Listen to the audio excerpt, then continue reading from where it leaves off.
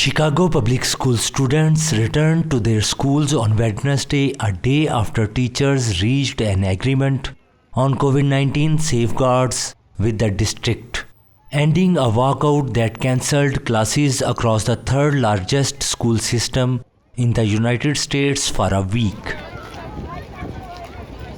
The Chicago Teachers Union's House of Delegates voted on Monday night to end a week-long walkout over COVID-19 fears. The walkout began with a union vote to reinstate virtual instruction and a push for more rigorous safety protocols, including wider testing as the Omicron variant spread. Parents were happy their children back in classrooms and socializing in person with friends. It's safer for kids to be in school versus somewhere outside, and I completely agree with that. So I would say I'm glad that she's back to school. I understand the concern. I think there are merits on both sides of the argument, but kids have to go to school. I'm glad they're back. It's good to get them out of the house. My kids are vaccinated, so do everything that we can do to be safe, and it's good to have them back, not only for just learning, but for social too, because it was really tough staying at home for almost a year last year, and I think it hurt a lot of kids socially. While most US public school districts have reopened their campuses for the new year, education systems in some major cities have opted for online learning or delayed back to classroom plans due to staff shortages, in some cases caused by COVID illness.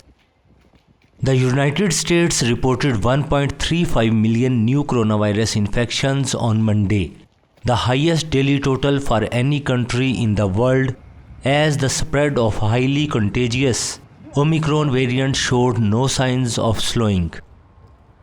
The 7-day average of cases in Chicago showed indications of a decrease last week, dropping 8% since the week prior that saw 5,200 cases, while the third largest US city has seen a spike in cases. Mayor Lori Lightfoot has pushed for schools to remain open.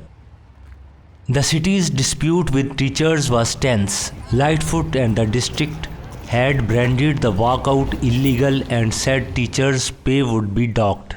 The union had accused the mayor and school officials of locking out teachers by freezing their online instruction platforms. Yesterday, Chicago's mayor announced on Twitter she had tested positive and wrote that she would continue to work from home while following the CDC guidelines for isolation. The agreement calls for increased testing and contact tracing in schools, creates metrics for the district to go remote, and includes a commitment to secure additional KN95 masks for staff and students, the Chicago Tribune reported.